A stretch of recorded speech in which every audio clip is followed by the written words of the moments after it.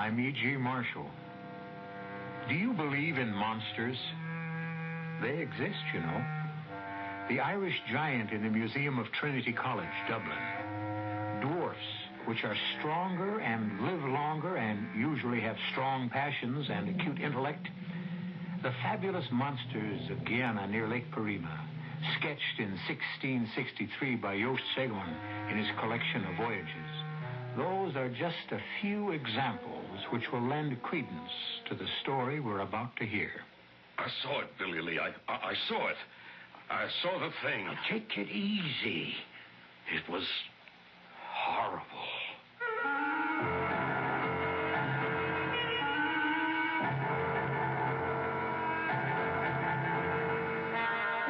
Our mystery drama, The Horror of Dead Lake, was written especially for the Mystery Theater by Roy Windsor and stars William Prince and Gordon Gould.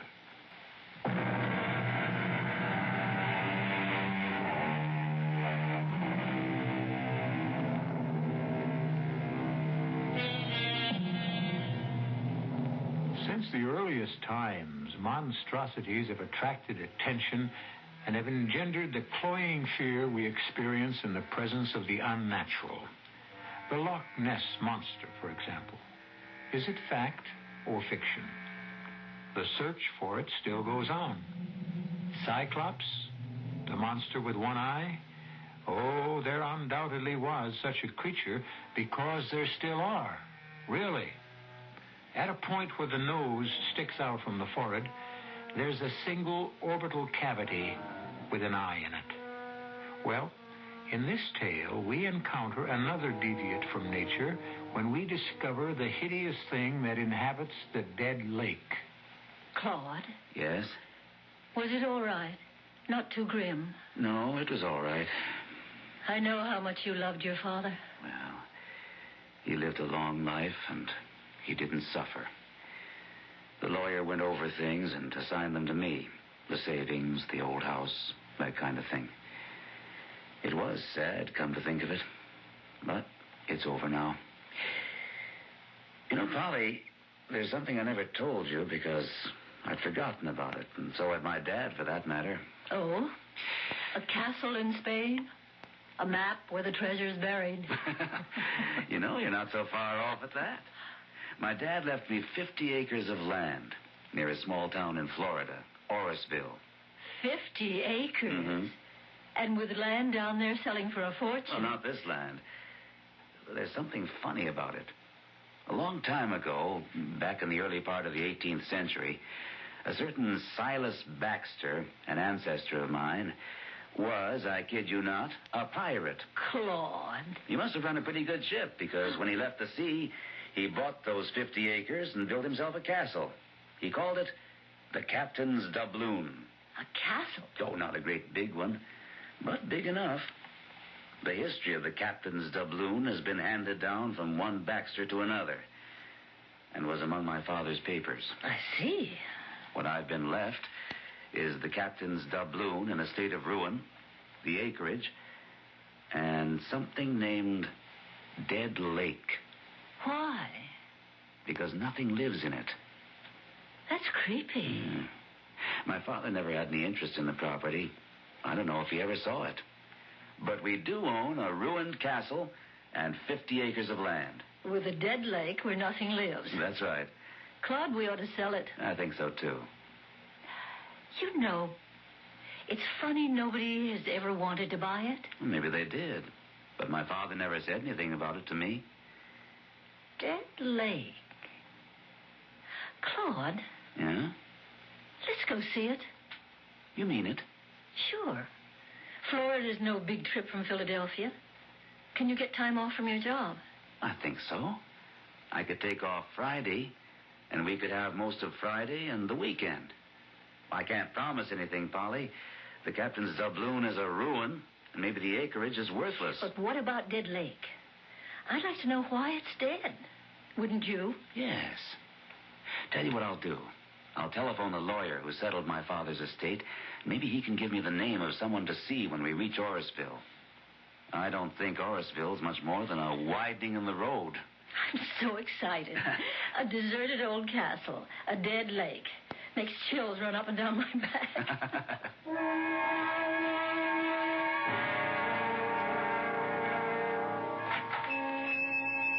Well, Professor Micah, and how are you, sir? Quite well, I thank you. Here is my food list. Can you also obtain the chemicals I've written down here? Yes, sir. No problem. I'll have one of the boys drive over to Palatka. No, I've got to pay him, of course. I understand. I will give you these. I have before. Yes, sir, you sure have. Doubloons. My goodness, what pretty coins. Solid gold. You mind if I ask you something, Professor? Johnny Reed was in here yesterday, and he's scared white. A heifer of his wandered down to the shore of Dead Lake, and Johnny said some kind of thing. Grabbed it and dragged it under the water. Johnny said it bellowed something terrible. Did you hear it? You know anything about it? It is wise to stay away from the lake. I do not go near it. I remain in the castle and do my work. Well, maybe not for long, Professor. You've been squatting there so long, I guess you feel you own the place. But the real owner's coming to Orrisville Friday afternoon, tomorrow. A fellow named Baxter. Same as Captain Silas Baxter, who stole all them doubloons from the Spanish. Like these you just gave me. I have found a few. Well, where'll you go if Baxter tells you to get out? I would have no choice. I would leave. He will discover that the property is worthless. When he goes home, I will return. Maybe. You got this idea of developing the land and selling it for home sites. You have tried to do that before, Mr. Billy Lee. I sure did. Those persons I drove over to look at the land never did find their child. Quicksand. Not according to the sheriff and his men. They scoured and dredged the lake. All they found was some of the child's clothes. Yes, regrettable. The lake is dangerous. Why? There are unknown things in nature. It is better to let them remain unknown. Now, I will return tonight for my supplies. Oh, hello there, Professor. Good morning. I tell you, Billy Lee, he gives me the creeps. He may be gone soon, Johnny. Yeah? How come? New owner's arriving tomorrow. Named Baxter. I can't say I'll be sorry to see Professor Micah go. He's in league with the devil. You remember that parrot? Oh, I sure do. Grew to have a wingspan of 10 feet. Vicious thing. I remember we all went out and gunned it down. A horrible thing. Where did it come from? His experiments? That was just an ordinary little old parrot, no bigger than a crow. You saw what it became. Micah did that. He's always experimenting with something. Look here. More doubloons. Wonder how many he's got. Just a few, he says. Old Silas Baxter's supposed to have had thousands of them. But even if that old room's full of them, I wouldn't go near it with an army. You gotten over your scare? No, and I never will. That was the awfulest thing I ever saw, that poor heifer being pulled under the water by some thing. Now, what did it look like? What I saw of it was a kind of red color, round and fat, and it had horns kind of sticking out in front like feelers. There ain't no such thing, Johnny. Back up on that, Billy Lee. I saw the thing. You say the new owner's showing up tomorrow? That's right. Him and his wife. Staying in my rooms upstairs. You taking them over to their property? Well, I expect so. Now, let me tell you. Stay away from the lake. And keep them away from it, too.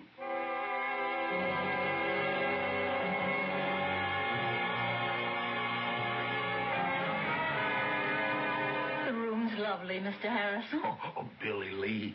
Well, I'm pleased you like it, Mrs. Baxter. It's fine. I like your store, too. Oh, it ain't much. Just a general store. Got just about everything in it that folks around here need. Well, it's very nice. Not bad for a one-horse town. Horseville isn't much, but those of us who've been here all our lives, we like it. If you want excitement, there's Palatka close by, and St. Augustine's only 40 miles away. Nice country. We landed at St. Augustine and drove down. I enjoyed it. There's lots of pine, isn't there? Oh, sure is. Paper pulp. It's big business down there. And cattle. He's a rancher now. Hi, Johnny. Oh. Meet Mr. and Mrs. Baxter. Hello. Johnny Reed. How do you Hello, do? Mr. Reed. How are you? Baxters. You really interested in the captain's doubloon, Mr. Baxter? Well, I don't know. It's my property. I might want to sell it off or interest some developer. I should think it would be worth quite a fair amount of money. You look skeptical, Mr. Harrison. Why are you shaking your head? No, don't go scaring him, Johnny. That's just what I'm going to do. It's not fair to keep me ignorant. Is it Dead Lake? Now, how did you guess that, ma'am? Well, the name. There's something spooky about a lake that's dead. It's dead all right, except for one thing. There's something in it. Something I saw with my own eyes, and it's really something terrible. Oh, come on, Mr. Reed. I don't blame you, Mr. Baxter, for looking at me as if I'm escaped from the mental home. But a few evenings ago, one of my herd, a nice little heifer, went to the edge of the water of Dead Lake, and some awful thing grabbed it and dragged it under. A thing? What's a thing? Nobody knows, Mr. Baxter, but Johnny saw something.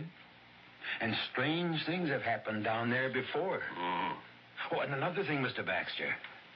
For over 30 years, a squatter's been living in the ruins of the castle. A man named Micah. He was a professor. I'll tell you about him when we drive out. Spoke to him yesterday morning and said he'd probably have to clear out. He agreed, but you'll meet him. A professor? And he's a squatter? What does he do? You'll excuse me for saying it, Miss Baxter, but I think he consorts with the devil. Oh, that's a little hard to believe in this day, Mr. Harrison. He's some kind of scientist, always sending for chemicals to Palatka to St. Augustine. He's, now what did he call himself? An something or other. Embryologist?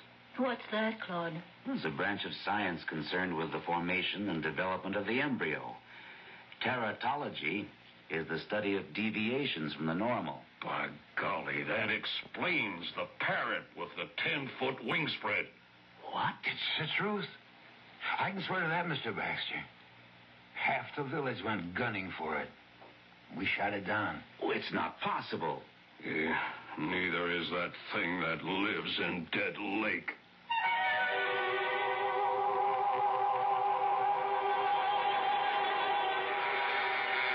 What do we know about what exists at the bottom of the oceans? What prehistoric creatures live there, concealed from our sight and knowledge? Monsters? Probably. There still are phenomena which we have not fathomed. What is that thing at the bottom of Dead Lake? We will encounter it when I return with Act 2.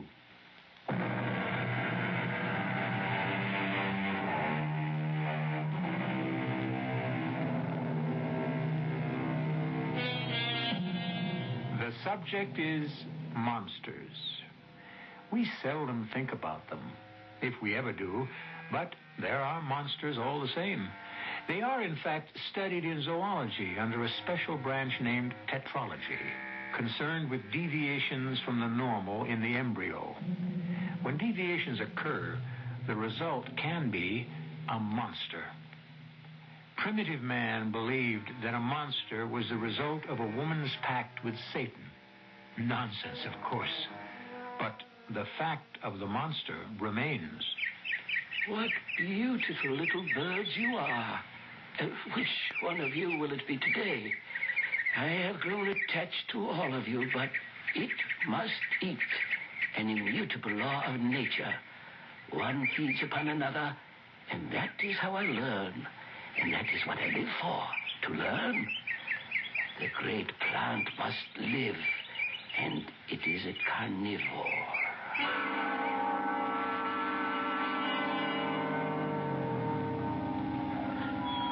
Claude. Bruin is right. The captain's doubloon isn't a castle, it's a heap of rubble. One turret sort of standing, the rest caved in. The professor's at home. See, smoke rising from the chimney. Strange smell. Acrid. It's the chemicals. He's always experimenting with something. Have you been here before, Billy Lee? Oh, not to go inside. I've been around the grounds, but like the rest of us in Orisville, I don't feel comfortable here. Well, we've seen it, Polly. Maybe we should forget it and go home. That's what the dog thinks, don't you, Binks? But we've come all the way from Philadelphia, Claude. We ought to meet this professor and see what it's like inside. And ask him about those doubloons he brings to Billy Lee for food. What do you say, Billy Lee? Well, I guess I don't have to say anything. There's the professor now. Afternoon, Professor. Good afternoon. This is Mr. Baxter. That's right. This is Baxter, our dog Binks. How do you do? Yes, a dog. I'm the legal owner of all this property, Professor Micah. I do not question it, Mr. Baxter. And I am an interloper. If you want to put it that way, yes. So, when it's convenient to you... Of course. I will gather my few possessions and leave. You've been here 30 years. Oh, longer than that. It is an isolated place.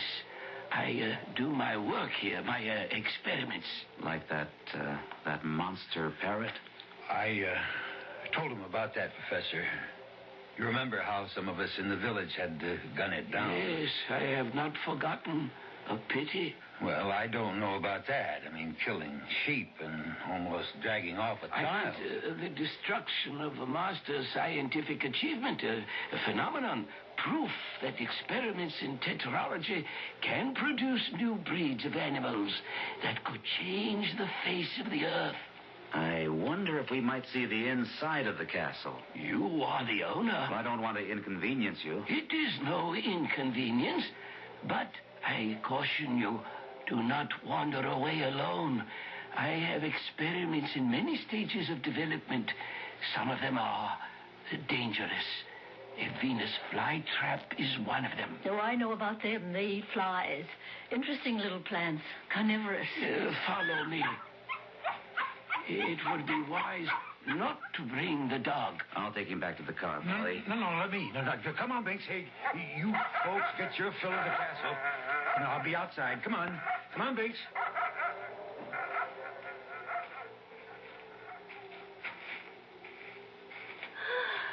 Oh, my goodness. What's that thing, Claude? It looks like a huge sunflower plant. And look at those pouches at the end of its leaves. They're bigger than a pelican's pouch. Much bigger and much more dangerous. It is a Venus flytrap. It can't be. They're small. But by controlling its growth from a seedling, I have created a new species. It is very powerful. Look, Polly. It's leaning toward me. And it's opening up. Claude. Do not approach it, Mr. Baxter. If it should seize your Oh, arm... that's horrible. Claude, stay back. Well, that's the first thing that will go. I'll take an axe to it. Let's get out of here, Claude. You live here, Professor? Yes, in the ruined tower. This is my plant room. Is there a basement? Yes, but except for me, the dungeon is unsafe. You've got more things like this down there? My experiments are varied. Professor, please clear out as soon as you can and destroy these experiments of yours. That's Binks. Claude, that's Binks. He sounds like he's being killed.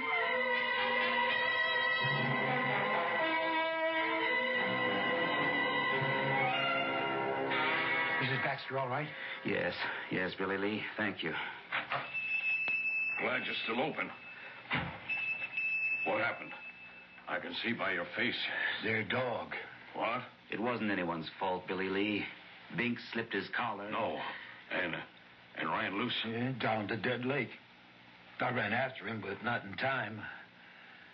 I saw it myself this time, Johnny.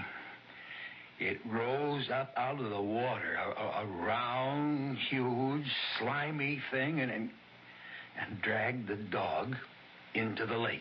What is it? What is the thing? I never saw anything like it in my life. I don't know what it is, but it's probably one of Micah's experiments. We went there this afternoon. My wife and I went into Micah's room in the castle. And, Johnny, it made my hair stand on end. Binks, that's our dog, whined and wouldn't go with us. Billy Lee said he'd wait outside with the dog. I was taking him back to the car. He fought the leash so hard, he slipped his collar, and he flew toward Dead Lake. Ran after him, but by the time I got within 50 yards of the shore, something had caught the dog and was dragging him under. If I was you, Claude, I'd cut my losses and forget the place. No, sir. I'm going to get rid of Micah and find out just what makes Dead Lake dead. There's something in it. You caught a glimpse of it. So did Billy Lee. A big, fat, slimy thing with horns. Now, what is it? I know a man who might know. A friend who's a zoologist at the University of Pennsylvania. I've telephoned him for help. He'll be here late tomorrow. Then we're going out and solve this filthy, hideous mystery. Now that you've met Dr. Petty, let's hear what he has to say. You're on, Joe. I see everyone's well armed. Well, there's something in Dead Lake, Dr. Petty. And if we catch sight of it, we're going to blow it to bits. Binks was my dog. I'm going along. I'm not afraid, and I can handle a gun. Well, all right. My plan, for what it's worth, Joe, is for all of us to go out there now. It's 5 o'clock. We ought to get there in half an hour. Then you and I will go inside and find out if Professor Micah has cleared out. Mm-hmm. If he hasn't, I'll throw him out. Then we'll destroy that awful plant. Once Micah's gone, all of us will explore that dungeon. Maybe that's where he's got the thing. You got any idea of what it might be? You described it as about 6 feet long, fat and slimy, with horns. Colored, a reddish kind of color. You know what it makes me think of? A giant snail. But they don't eat flesh, Johnny. Could it be a giant slug? I don't think so. I don't like to speculate, Claude, but since you telephoned me yesterday, I've been doing some research, although I don't believe all this. It's true, Dr. Petty. As a scientist, it's hard for me to believe, but I accept what you've told me. Why, Joe? What do you think it could be? A member of the Hirudinai, which is a branch of the chitopod worms. What? It's a worm? No, Johnny, but it could be a monster leech. One of those things that attaches itself to the skin. Yes. In Egypt and in the Near East, there's an aquatic leech that lives in streams and ponds and does extensive damage to horses and other baggage animals. Leeches? You make my skin crawl, Joe. Well, they've been used extensively in medicine. In 1832, France alone imported over 50 million of them for bloodletting. And you think that's what the thing is that's in Dead Lake? It's hard to say, Billy Lee, but you've described a leech. The red-colored body, its bloated appearance, and slimy look. Of course, the thought of a leech 5 or 6 feet long boggles my mind. I simply can't imagine it. But if that's what the thing is, it could kill anything. And once those enormous suckers have attached themselves to any blood animal, the animal would be dead in minutes. Well, let's get started. Yeah, we'll take my pickup truck. We've got an arsenal. And dynamite. Dynamite? Sure. If we don't see the leech, maybe we can find where it lives. And that's when I blow up his cave. People around here have a score to settle with that monster.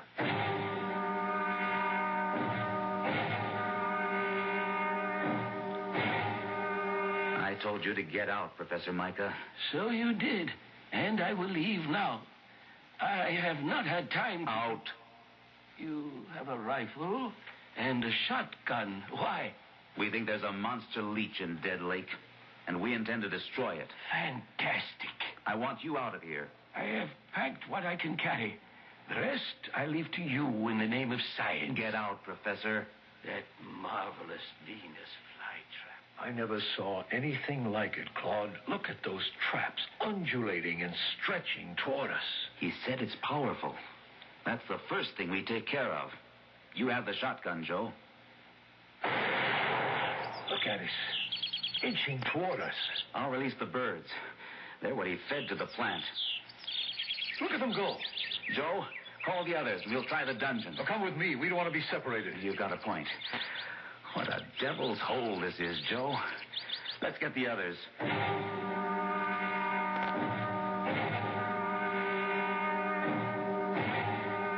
I brought the axe.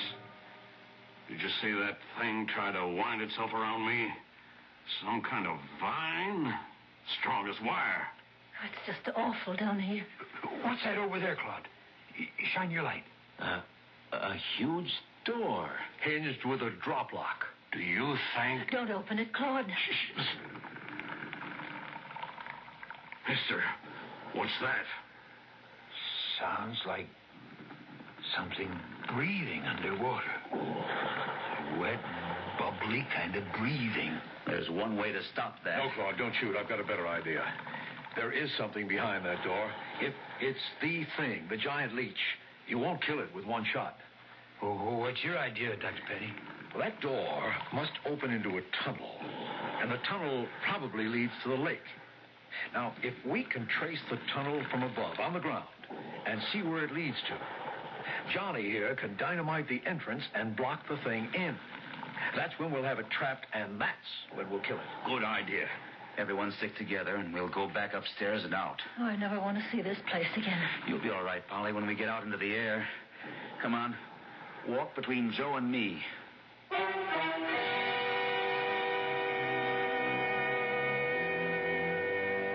Is it possible? In nature, most things are. And nature, with a prod from an experimental scientist, has created a monster. A giant, predatory, hideous monster leech. I'll be back shortly with Act 3.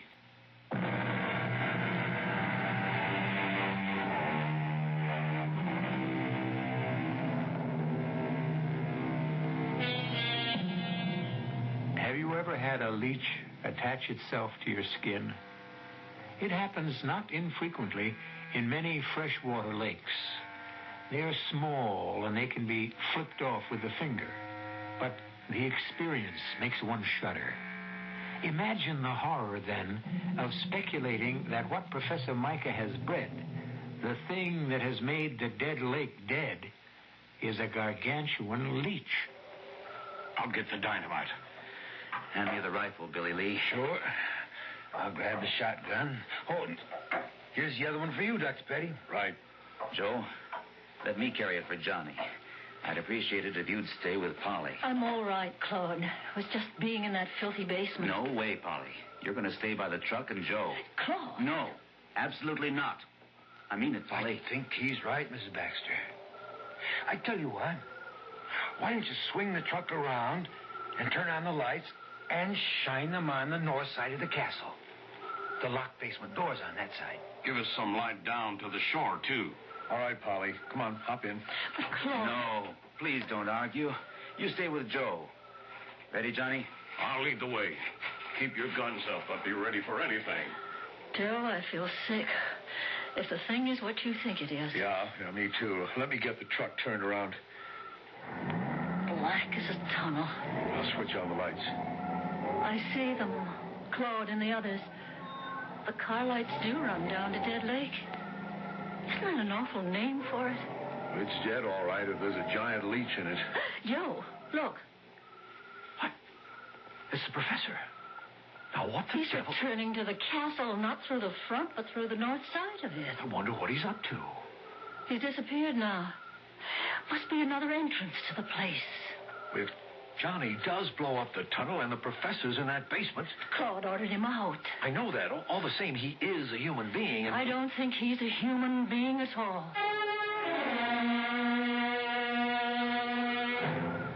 Shine your big torch over the lake, Johnny. Shore cuts through the blackness all the way to the other side. Johnny, look. Something's moving just under the surface of the water. It's moving to the other side. Follow it with the torch. Look at it. Just a little of its back is out of the water, like a whale. Keep following it. I can hit it from here. No, Claude, no. Let it go. When it returns from the other side of the lake. Oh, no. That's a small deer over there. See? The thing is coming out of the water. Go fire a shot, Claude. It scared the deer. Look at that thing. It's half out of the water. The deer got away. Johnny, follow where the thing swims. It's coming toward this side of the lake, a few 100 feet north of us. Come on. No, hold it. If it does have a cave or a tunnel to a cave, we don't want to scare it off. Just watch it. It didn't surface. And it's disappeared. Now, let's move.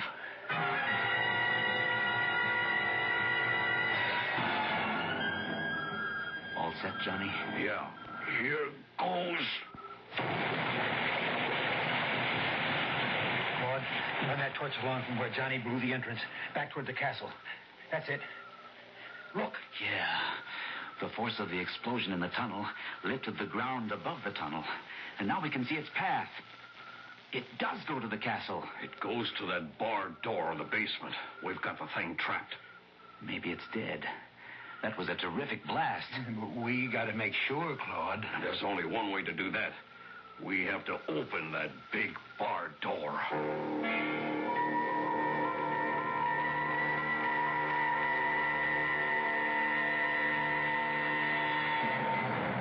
Now what, Joe? I don't know. There was a big charge of dynamite. They must have found the tunnel. What about the thing? It's dead, probably. Just the force of the detonation could kill it, but I don't know. Look, they're coming back. Maybe they'll tell us what happened. There, that got their attention. Is it dead? Claude? Is it dead? I don't know. We hope the explosion caved in on the thing and killed it. But we don't know. And there's only one way to find out. We have to go back into the castle. Oh, no. We have to, Polly. You saw it? Enough of it, Joe. It's a leech, all right. A monster leech. How big, Claude? At least 6 feet long, round as a hippo, and reddish in color. When it came out of the water, it writhed like a snake, and its blood-sucking cups, or whatever you want to call them, were bigger than $50. It's the most revolting creature I've ever seen. How in heaven's name did it ever come about? Experimental breeding and crossbreeding. Professor Micah developed gigantism in some strain of leech until he achieved one with monster size. But why would he want to do something like that? All scientists, Billy Lee, are fascinated by the subject of life. How it can be controlled and developed. He's in there, Claude. In the castle. Micah? That's right. The headlights from the truck picked him out just as he disappeared through some of those big stones on the north side. Well, then, we may have killed him. The blast. If that blast blew open that hinged door... Come on. Let's see where he went in. We'll follow him. Leave the dynamite detonating box here, Johnny. Grab this shotgun. You told him to get out, Claude. Why would he want to come back? Joe, I'm afraid. You stay here with me. There's nothing we can do to help. But if something should happen to Claude, and it was my idea to come down here, he didn't want to. And now if something should happen...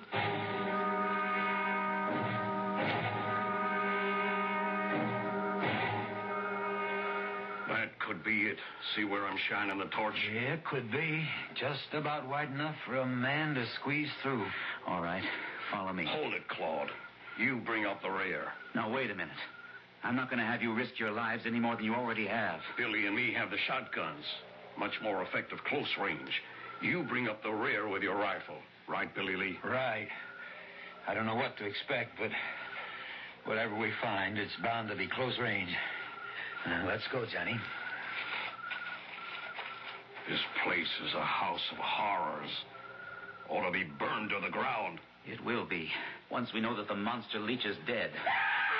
It's Micah From that big room in the dungeon. Have your gun cocked, Johnny, and go slow. Oh, look. Oh, good Lord. The leech. It's all over him. Move back, Johnny. Micah's dead. The leech is all over him. Shoot, Johnny. blood. All over.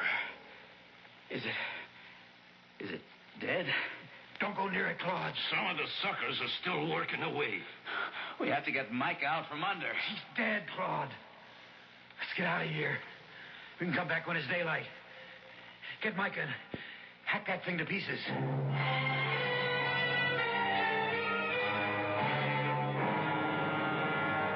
Joe, I can't stand it. You just have to, Polly. We're not leaving this truck. But those gunshots, what did they run into? I can't guess. You can, but you won't. What if that blast of dynamite blew out that hinge door? If the thing wasn't killed in the tunnel? Hold it. They're coming out of the front of the castle. You see the flashlights? They're safe. Oh, Joe, they're safe.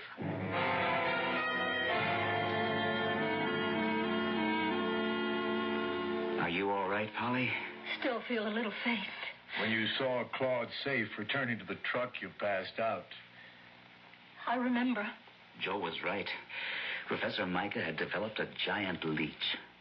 It lived in a tunnel which ran from the shore of Dead Lake up to a cave near the castle. When Johnny set off that blast of dynamite, the tremendous repercussion broke the hinges of the door into the cave, and the leech got out. Micah was there in the room. He was probably stunned by the blast. And that's when the leech grabbed him. There was nothing we could do to save him. It must have been awful. It was a nightmare, Polly. We're returning there in the morning. So am I. Polly. No, Claude. I got us into this, and I'm going to see what's in that room.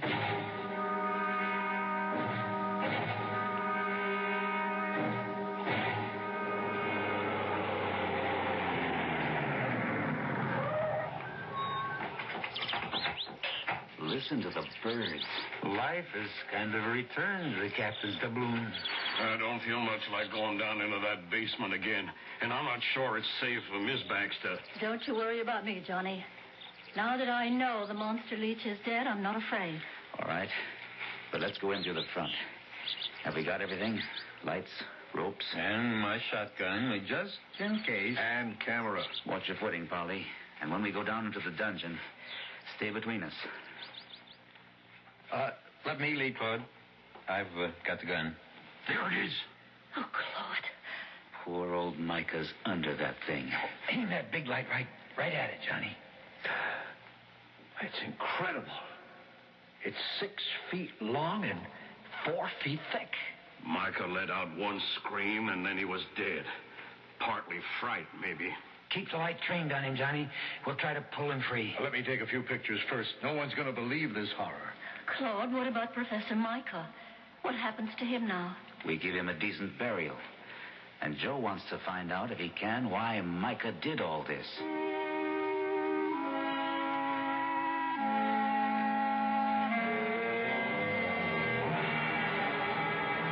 Billy and I searched the castle. In the one tower, still partly standing, Micah had a room and his books and a small laboratory. Yeah, there were a lot of papers and chemicals. But the real discovery was this diary. It goes back 40 years, back to 1931, in fact. Under an October date. Listen to what Micah wrote. Today, I was discharged as an assistant professor of zoology because I was consulted by a friend whose son was certain to die from acute nephritis. I urged the man's doctor to attempt a transplant. The doctor was repelled by my suggestion. I explained that in zoology, I had conducted many experiments in which I have saved small animals with various organ defects. My suggestion was rejected, and so was I. I have left. I intend to continue my experiments somehow, somewhere, south probably, where at least I will have the climate in my favor. And one day, I am convinced the name of Micah will be honored for his proof that life can be prolonged and improved. There it is. And a lot more. Poor man. He wasn't really mad. He just felt rejected. And because of his bitterness, his experiments became grotesque. Through that huge parrot, for example, he intended to prove to skeptics that man's magic, science, could reshape mankind and his environment. He was an intellect, and far ahead of the time in which he lived. And the giant leech? Like the parrot, another proof of what Micah maintained: control of life. And both got out of hand. I'm going to publish Micah's papers, Claude. And I'm going to burn the captain's doubloon to the ground, make that land habitable again, and stock Dead Lake with fish. That horror is gone. Nature, with a little help from me, will restore it.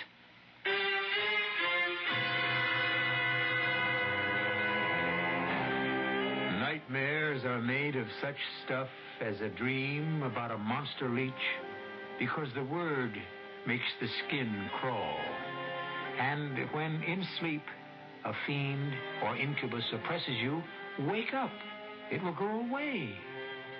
But was it real or just a nightmare? I'll be back in a moment.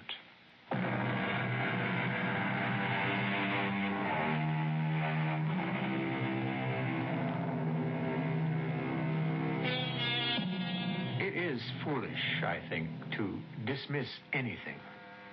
Was it conceivable to imagine men walking on the moon? Is the notion of a huge killer shark unimaginable? We know a great deal about Earth, something about the universe, but isn't anything, or almost anything, conceivable? Monsters are, and our story's giant leech was one of them. Our cast included William Prince, Gordon Gould, Ann Shepard, George Petrie, and Gil Mack. The entire production was under the direction of Hyman Brown.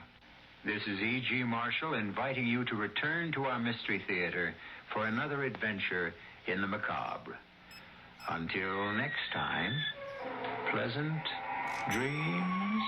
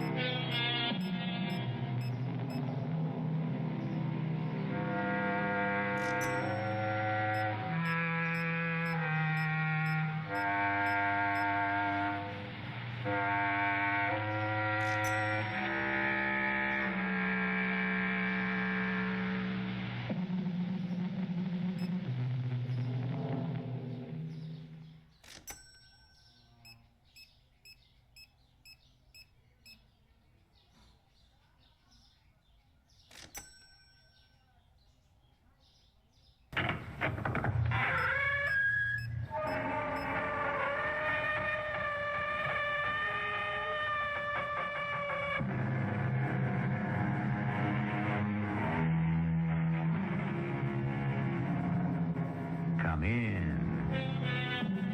Welcome. I'm E.G. Marshall. The universe goes on and on, as round and round she goes. And where she starts and where she ends is something no one knows. Beginnings and endings. Our neat and precise human minds will insist on clearly stated limits, boundaries, definitions. But unfortunately, there are no satisfactory ways to limit, bound, or define the truly important things in life.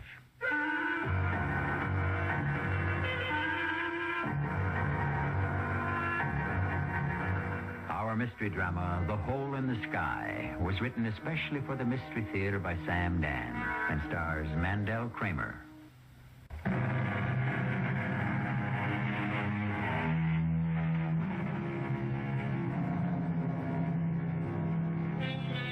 The boundless universe, the fathomless universe, the endless, infinite universe. Thus the poets, philosophers, and science describe the great void that surrounds us. And scattered throughout this illimitable space are pinpoints of light called stars, and specks of dust called planets. And they, too, are without number. At first, man crossed the trackless deserts. Then he charted the shoreless seas.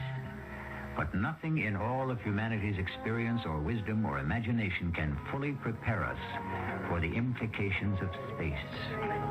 This is the story of Roger Thorpe. I think back to the night it started. At Curly's place. Curly's. I swore I'd never be found dead in a joint like that one. But when I heard Curly wanted to see me, I swallowed my pride and my self-respect. Right on time, huh? That's what I like about you, Roger. Well, I'm glad there's something you like about me, Curly, because there's absolutely nothing I like about you. That's my man. Always kidding. Want to get rid of that noise, Curly? What's the matter? Don't you like good music? I thought you was a real space jockey. If you want to talk about space, all right. You want to get down to business? Well, how about a little drink first? When I listen to a deal from you, I better be stone cold sober. Oh, would old Curly ever steer you wrong, Raj? Absolutely. Do you know where Medusa's at? Medusa? That should be a star beyond Polaris. Well, I get the chart right here. The fifth planet circling around Medusa is called Bacchus. Here, you can see it. Mm-hmm. I can also see it's a pretty good trip.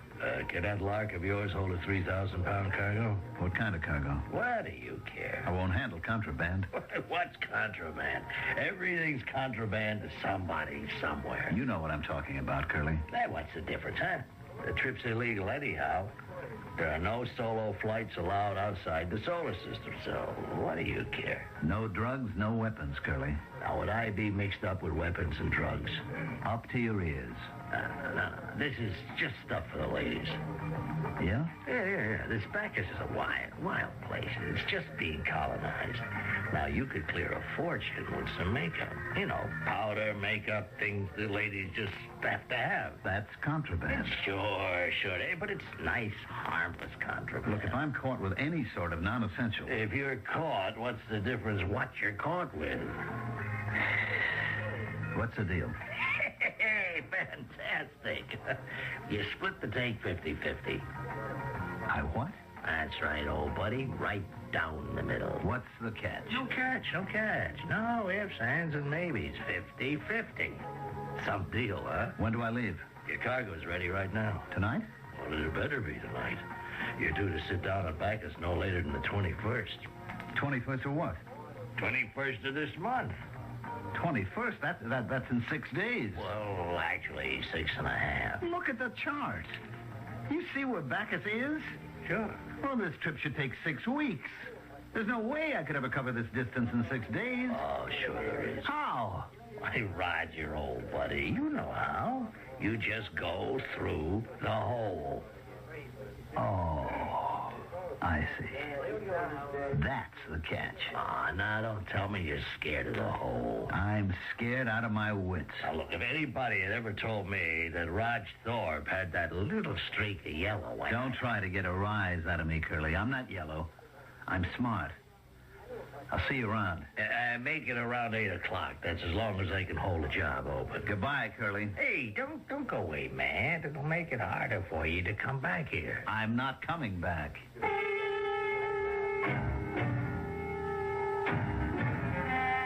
And I meant it. I was through with all that stuff. But what else was there for me to do? What else did I know how to do? I could join the Space Navy and wear a uniform and be assigned to contraband control, which meant I'd have to prowl through space hunting down guys like me or guys like I used to be. Magda was waiting for me when I got home. Curly called. Yeah? He said your ship is loaded and ready. Mm-hmm. That's what he told you, huh? Well, he's in for the surprise of his life because I'm not going. What did you say? I said I'm not going. Honey, that's just great. Is it? Well, it means you got something better. Oh, is that what you think? You do have something better, don't you? I don't have anything at all. Well, then I don't understand. How could you turn Curly down? Because I'm fed up with it. Oh, that's something else. Curly implied that maybe you're getting scared. Sure, I'm scared. How do you think I've lived this long? Being scared is what keeps you being careful. Okay. It's just I understood there was a fortune in this trip. But I'd have to go through the hole. And I'm never going to do that again. Roger, you've come through it before. Do you have any idea what it is? That hole in the sky? I don't know. Some people say it's all in the spaceman's imagination. Let somebody tell me that. You don't know what it's like. Okay, Raj, okay. It's a hole. A big black hole in the sky. I believe you, Raj. And there is nothing in there. Nothing. Honey, don't you think you need a drink? Nothing. Do you understand? It's a kind of corridor. A crazy kind of corridor. Whatever you say. It's like the back door to everywhere. Wherever you want to go, it's right there. It sounds like fun. Like everything opens up on it. Everything is right there. Once you're there, you're everywhere. I believe you. Stars that are billions and billions of light years away from each other, like Polaris and Orion, like Taurus and Ursa Major. It's as if you can just move from one to the other, like crossing the street. That's why it's only 6 days from here, because 6 days is how long it takes to get to the hole in the sky. And once you get to the hole, you're anywhere you want to be. Do you understand? I keep telling you, it's not all that complicated. But I'm not going there again. Oh, honey, just try a little goblet of this and you'll go anywhere. It's a wild place. Hey, maybe I'd like to go there. A place where the whole universe is twisted and turned on itself. Sometimes it's quiet. Silent as a grave. And then it explodes. Explode? Everything goes haywire. Crazy. There's no longer any sense of time or space or place. And you can just disappear. How can you just disappear? I don't know. Disappear into what? You're just gone. Honey, take just a little sip of this. It's good for what ails you. Look. Right here on Earth, okay? There used to be a big ocean between Buenos Aires and Cape Town. Thousands of miles of ocean. Sure. And right in the middle, someplace, there used to be a spot called the Bermuda Triangle. Oh, that's so. And the ships that they had, the ones that were supported by the water. Hey, Raj, what is this all about? The ships that sailed over that spot disappeared. Ships that flew above this place disappeared. So? So this kind of thing has happened before. Maybe that was a hole in the ocean. Sure, Raj. If you say so. Look, get that tone out of your voice. I can't go through that hole in the sky again. I can't. I need a dozen trips. And nothing happened. How long can I be lucky? No, if I go this time, I'll be lost. I'll disappear. Now, come on, honey, take a drink. You'll feel better. You always do. I've been thinking about it. I'm going to sell the Lark. And do what? I can sell the Lark to the Navy and raise a stake. And go where? Where? To a planet like Bacchus. Or maybe right here in our own solar system. A wild place like Venus. And do what? Well, we can homestead. What are you talking about? We could buy a ranch or a mine. And you could raise enough from the sale of the Lark? Well, a good piece of it. For the rest, well, I gave you plenty of jewels, money, credits. I know you did. All I'm asking is for you to give me some of it so I can get started. That's not all you're asking, Raj. You're also asking me to go with you and break my back in a mine or on a ranch. It's only tough for the first couple of years. I don't want to go. And as far as the money's concerned, it's mine. You gave it to me. I thought you and I were beyond words like yours and mine. Just said ours. Yeah. What'll I do the day you get tired of me? I'll never get tired of you, Magda. I'm sorry, Roger. I can't say to you, my darling, everything I own in the world is yours. Take it. Magda, I'm not asking for anything which You know that basically, I'm out for myself. Did you think you could change me? All right, Magda. 6 days there and 6 days back. Well, honey, that's less than 2 weeks. I'll be waiting for you when you come home. What did I expect from her anyhow? She could only give me what she had to give. Why did I think I was entitled to more? And who was I kidding? I'd become a farmer, a rancher, a miner? I was nothing but a space rat. And I might as well learn to live with it. And die with it. I didn't even bother to tell Curly what he already knew. I went directly to the spaceport. The space cop was waiting at my ship, Joe Dresden. We were old pals by now. He'd been paid off. It was no secret. But we had to go through the ritual. Hey, Roger. Hi, Joe. You're inspected and cleared. Okay. Let's do page 2. Destination? Venus. And cargo? None. Purpose of journey? To visit friends. Oh, come on, Roger. You got to do better than that. Why? What's the matter? Give me a break. The sheet does get checked. How does that look? To visit friends? Well, what do you want me to say? You could say medical emergency. Say medical emergency. You got to prove you're sick, though. You got to name the doctor and so forth and so on. Joe, write down anything you please. Well, don't bite my head off. You and I know what you're doing. You and I know where you're going, okay? All right, look, I'm going to visit my poor old mother. Great. But you better have one, and she better be on Venus. Joe, just let me get out of here, will you? Raj, don't go.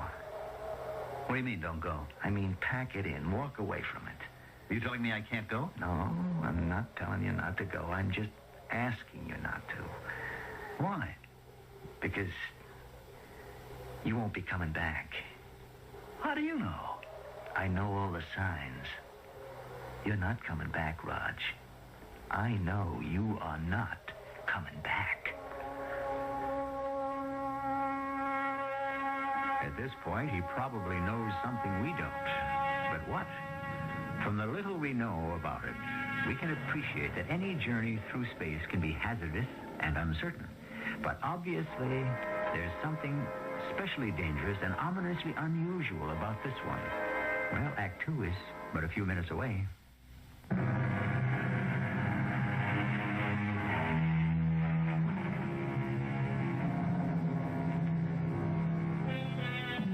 What was that popular song from a generation ago? It was called Faraway Places with Strange Sounding Names. And what were those faraway places? Oh, they were in Asia, Africa, Europe. Just a hop, skip, and a jump away. But our story today is about really faraway places with strange names like Tau Ceti, Betelgeuse. And on a clear night, sometimes you may see them up there in the sky. What kind of thing is that to say to me? I'm not coming back. Because it's true. Raj, 5 years ago, I had my own ship, too. 5 years ago, Curly had a job for me. Something like this, only mine was in Orion someplace. Look, why don't we swap stories when I come back? You are not coming back, Raj. You better listen. I came out to the field here feeling just like you do. Everything inside me like jelly, and like you, I knew I wasn't coming home again. I'd been through that hole in the sky too many times. Like you, I was scared. Scared to face guys like Curly. Also scared of starving. What was I going to do to make a living? What else can I do to make a living? Join up, Raj. No, I could never do that. That's what I thought at first. But isn't it better all around if guys like you and me wear the uniform? At least we understand. I have to go now. It isn't too bad. The money's good. It's clean. Bribery, that's clean? Maybe not, but hey, you can protect your friends. I'm only on the take as far as cargo and destination's concerned. All the money in the world wouldn't get you off the ground if I knew your ship wasn't spaceworthy. Yeah. Look, I got a schedule to keep. Don't go, Raj. I have to. Well, then, don't go through the hole. You know as well as I do I have no choice. Okay, I'm on the desk tonight. Maybe I can keep the hounds off your trail. In 15 minutes, I was completely clear of the Earth. I would have no problem while in the boundaries of our own solar system. But as soon as I was out in the galaxy, the patrols would be after me. I could outdistance any single pursuit ship. But if they had my position and course, they could set up a fire network that could destroy me in the fraction of a second. I could hear Joe Dresden on the monitor. Blue Tango, what's your report? Good. Green got it. You got a position? 6-0, got it. He was getting reports from all of his scouts who had sighted or thought they had sighted me.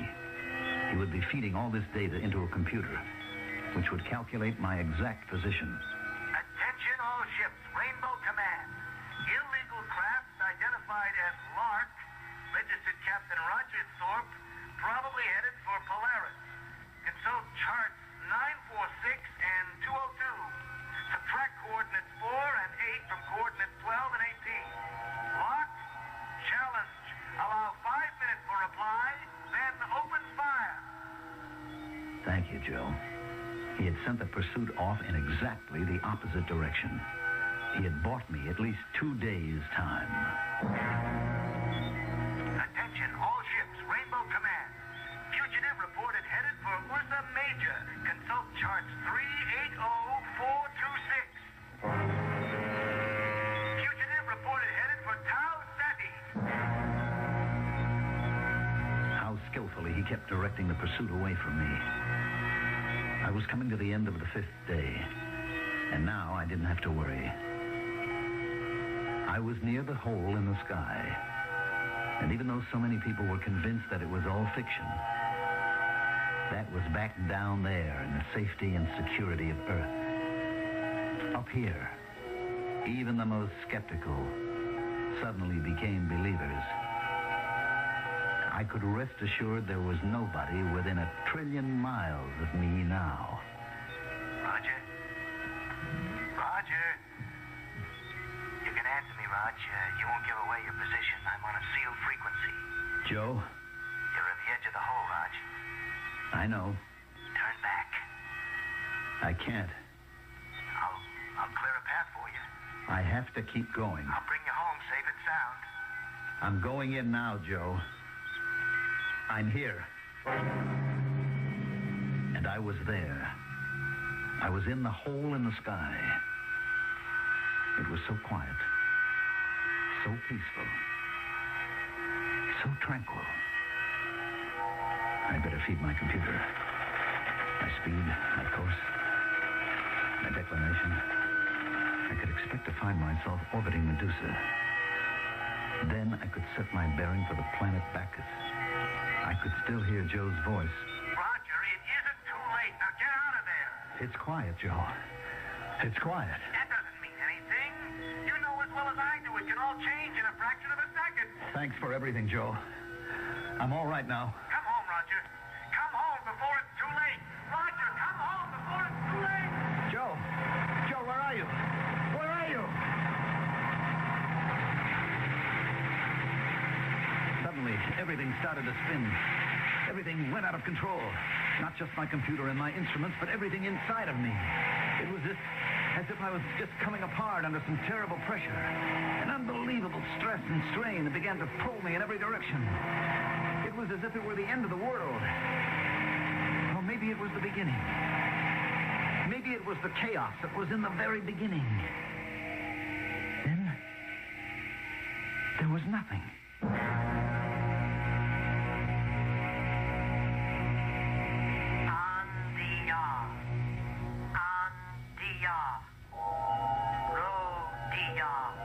There was a voice. It was reverberating in my head.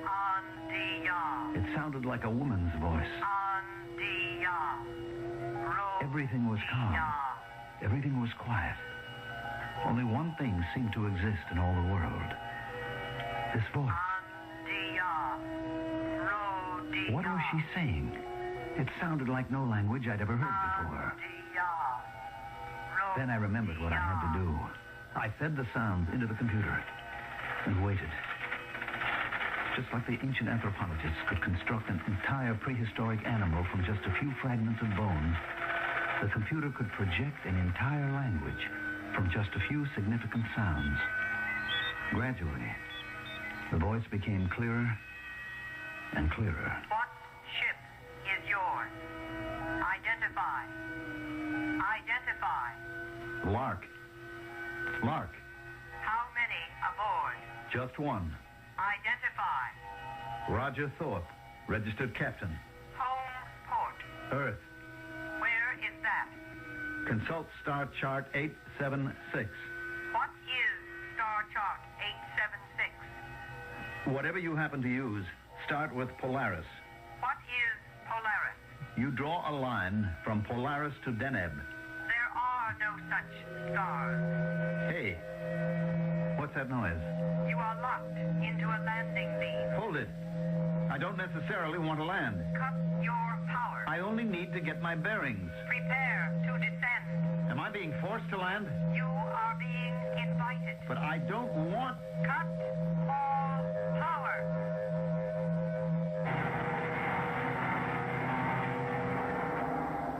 Step clear of the ship. But where am... Follow instructions. Under protest. Follow the red line. Where am I going? Stop at the door. Wait. For what? It will slide open.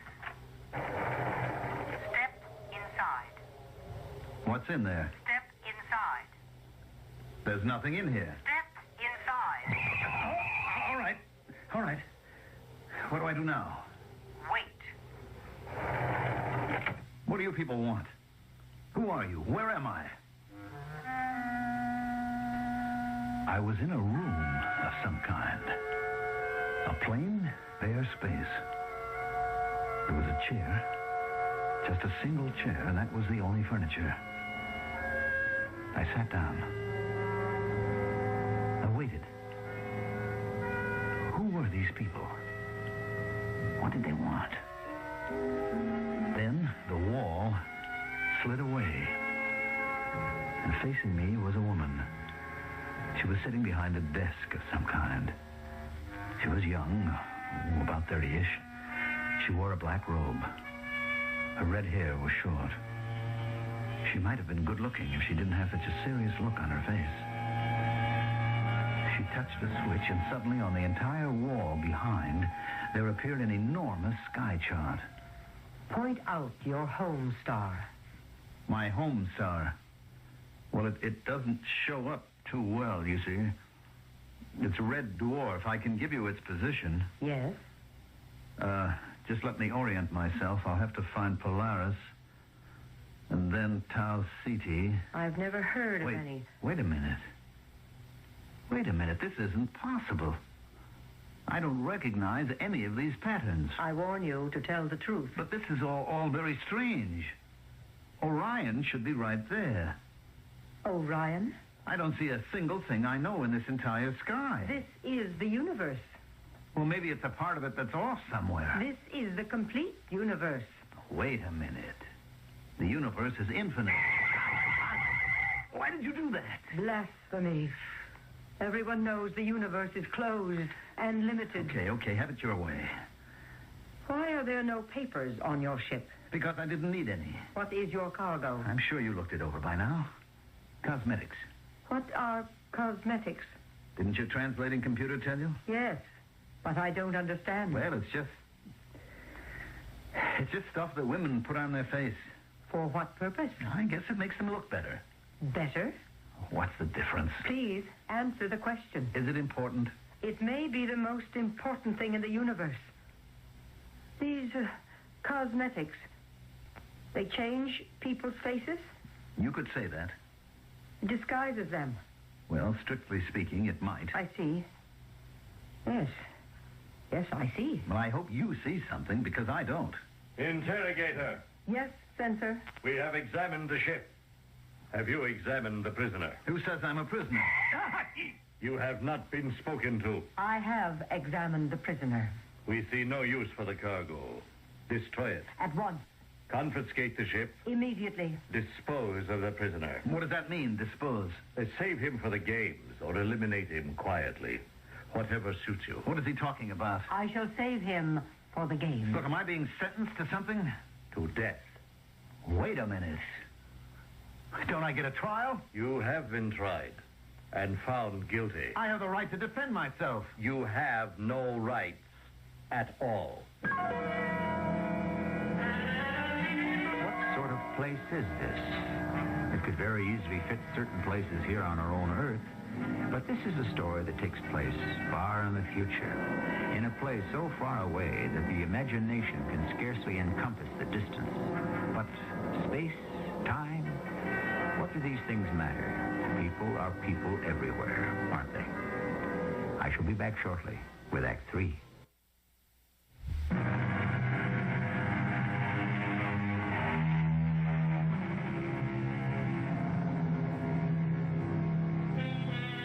There are more things in heaven and on earth than are dreamed of in your philosophy, is a favorite line of Shakespeare's.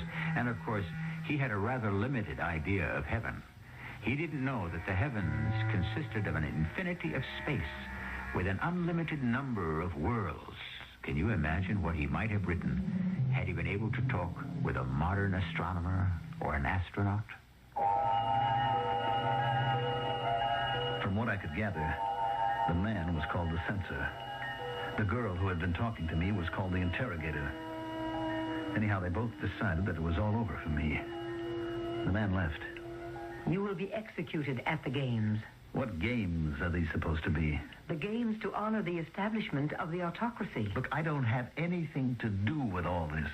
What was your purpose in coming here? I was on my way to Medusa. Medusa? Yes, it's a giant yellow star. There is no such star. How can you make a statement like that? Because I never heard of it. That doesn't mean that... If it existed, I would have heard of it. Since I have never heard of it, that is proof that it never existed. Why do I have to be killed? Because you have come here to overthrow the autocrat. That isn't true.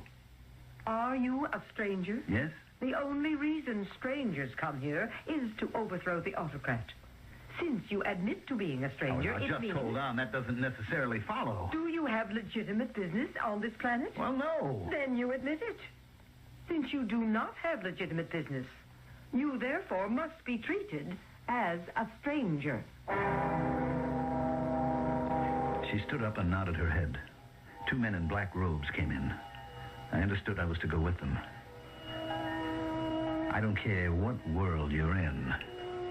A cell is a cell. This was a small room with smooth white walls. There were 2 beds in it. I had a roommate. His name was Artie.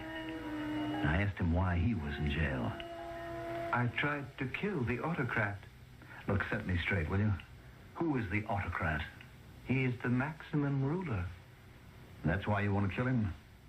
I want to kill him because he oppresses the people. And then what? Then perhaps the next maximum ruler will be a kinder person. And suppose he turns out worse? That has happened before. Mm-hmm. In that case, what do? Kill him and hope again. Wouldn't it make more sense to eliminate all these rulers entirely? Well, then, who would rule? The people. The people? How could the people rule? Well, they would elect representatives to, let's say, to a Congress. I don't understand how that could work. It doesn't work with all these rulers either. Well, that's because he has not come yet. Who? The ultimate ruler. And who's he supposed to be? The ultimate ruler? He will come down from the skies. How? He shall be carried by a bird. Have to be a pretty big bird. Yes. And he would mark his people. Mark them? In what way? In a certain way. In other words, you don't know. I only know what the prophecy reads. Oh, it's prophecy. For those of us who believe he will come.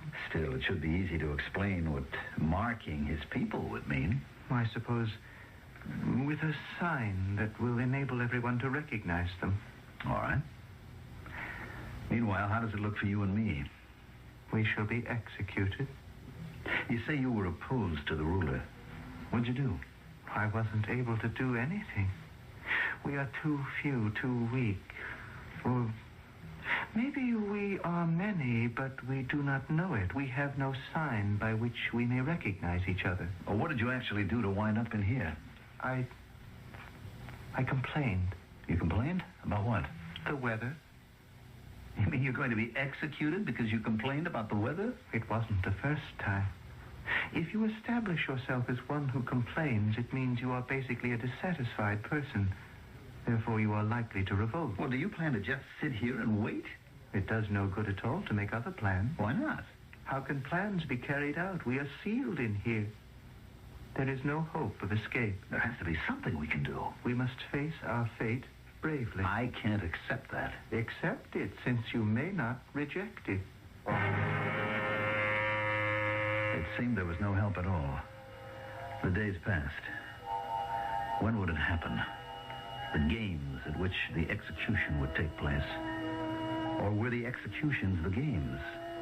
Even Artie didn't know. And the jailer who brought us our food wasn't talking. Then one morning, Artie was taken out of the cell. And I thought, this is it. But why was I being left behind? Then about an hour later, Artie returned. Hey, I thought that was the old ball game for you, Artie. You were worried. I'm sorry. It's my fault. Your fault? Oh, I should have told you. As the day draws closer, you're given a chance to save your life. Oh? Well, what kind of chance? Well, naturally, you don't take it. Why not? What have you got to lose? Everything. You see, you are given an opportunity to inform on your fellow conspirators. Oh. The fact is, I don't have any fellow conspirators. Well, didn't you say that you belong to an organization that wants to overthrow the autocrat? I didn't say it was an organization. Well, then how do you expect to... One person can do it, if he is resourceful enough. But wouldn't it be better if you did have a group? Of course, but how would we know each other? I was very brave, but I wonder... Suppose I did have Confederates. Would I have betrayed them to save my own life? I don't think you would, Artie. Then suddenly the door opened and the guards were in the cell. They grabbed me. I was hustled along some corridors and finally into a room. A small room. She was behind a table. There was no place for me to sit. Suddenly she took a small metal rod from under her black robe. She pointed it at every part of the room. It gave off a squealing noise. One has to be sure. Of what? I'm sorry I cannot offer you a chair. My name is Dinara. What do we have to be sure of? That we are not overheard. We are safe for a moment at any rate. What am I doing here? You know what you are doing here. You have been sent here to save us. I what? You are the ultimate ruler. Me? Now, just hold on. It does you no good to deny it. I'm telling the truth. I have no idea It's probably the truth as you see it. You do not know that you are the ultimate ruler. But you have fulfilled the prophecy. The prophecy? Surely Artie has talked with you in the cell. Yes, but I didn't believe... It was predicted that the ultimate ruler will come down from the skies. He will be carried by a bird. What is the name of your ship? You can't be serious. The lark. And it is a bird of delight. It's not an angry bird, a bird of prey. That's all coincidence. And he shall mark his people. Well? What have you brought on your ship, on the lark? You have brought the devices with which your people can be marked. Paint and powder. Look, I'm afraid you don't understand. It's the prophecy. I am not the ultimate ruler. It does you no good to deny. My name is Roger Thorpe. You told me that. I come from a planet called Earth that revolves around a tiny reddish dwarf star called Sol. It doesn't matter. I'm a tramp space captain. I carry mostly contraband if I want to make a living. It's not important. There's a place called the Hole in the Sky. I never heard of it. It's a spot in the universe where crazy things can happen. You get all twisted and turned in space and time. It makes no difference. So maybe I am in an entirely strange universe. It doesn't change the prophecy. If you are aware or not of being the ultimate ruler, you fulfill all the requirements. Why are you telling me this? I, too, wish to overthrow the autocrat. You?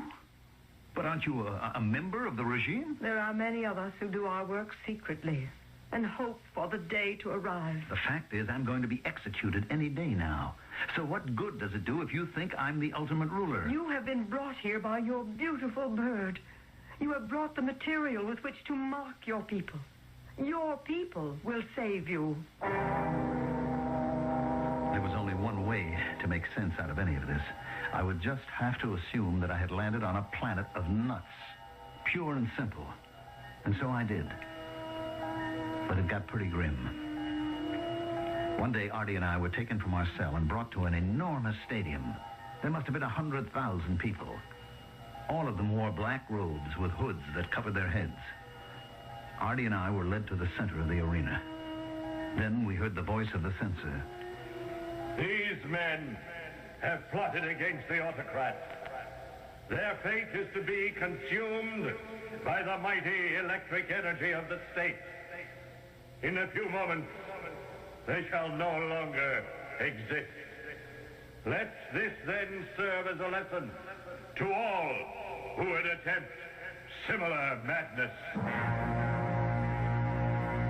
Not a single word was heard from the robed and hooded crowd. And then we heard it. A humming that grew louder and louder. I began to feel warm, then hot, and soon it was as if I was on fire. Stop!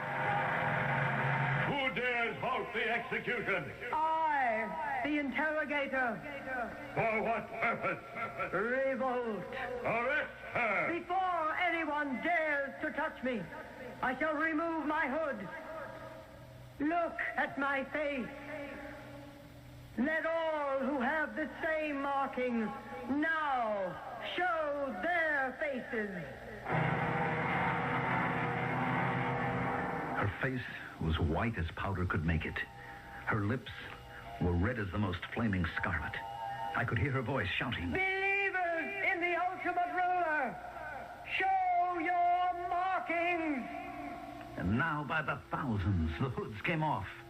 And there they were, men, women, children, with stark white faces and flaming red lips.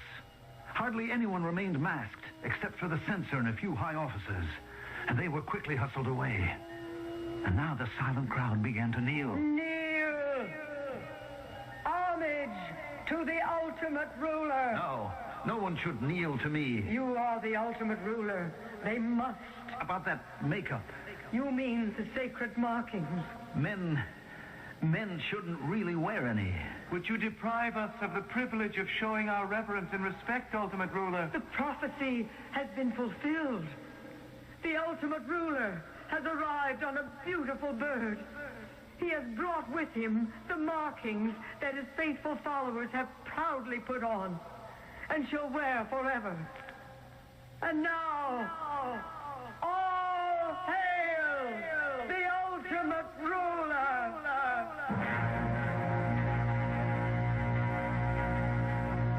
I don't understand completely. I'm the ultimate ruler. I'm treated with respect and reverence. I have whatever I want. There are times when I can't believe it. Am I lost in space? Or am I lost in my own imagination? Who knows? At times, this is real. And times when it seems like a dream. I only know one thing. I entered the hole in the sky. And I'm still in there.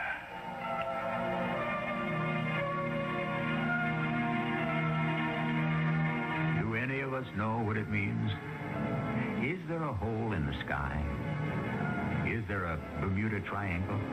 Are there mysterious disappearances that simply defy all rational explanation? We work for centuries to solve a riddle. And then when we think we know the answer, suddenly the original question looms larger than ever. I'll be back shortly.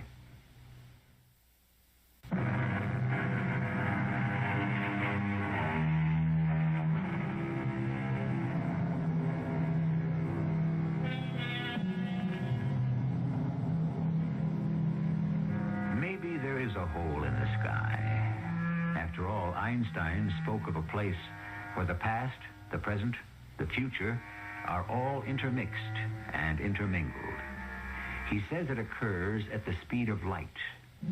But just think, in the universe that's surrounded by our own minds, the private universe that each of us presides over, the past, present, and future frequently mix and mingle. And that truly can be where you find the hole in the sky.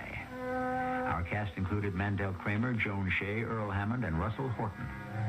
The entire production was under the direction of Hyman Brown. This is E.G. Marshall inviting you to return to our Mystery Theater for another adventure in the macabre. Until next time, pleasant dreams.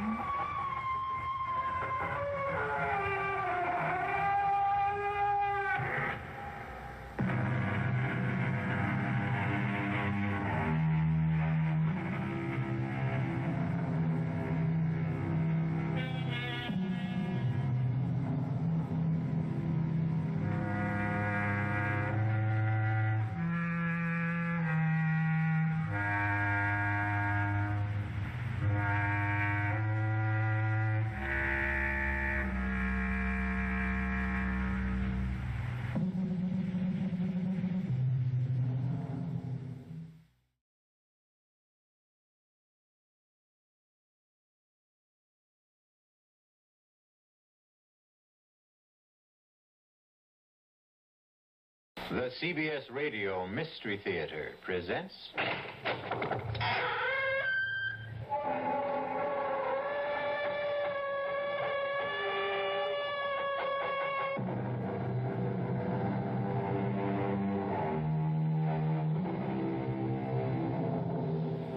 Come in.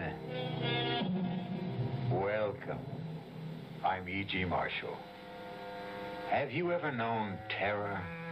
Have you ever come up against something that so threatened you, so horrified you, that it stopped your heart for a moment? If you never have, count yourself lucky. But don't count on your luck too much. After all, who's to say that terror may never touch you, huh? Consider Helen and Jim Crane. They never thought it would ever touch them.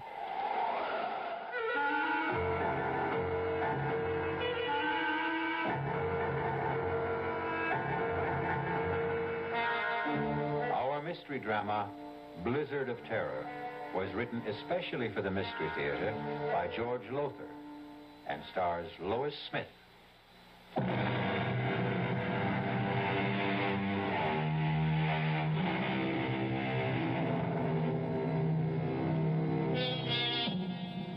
Dare you join me now in a blizzard of terror?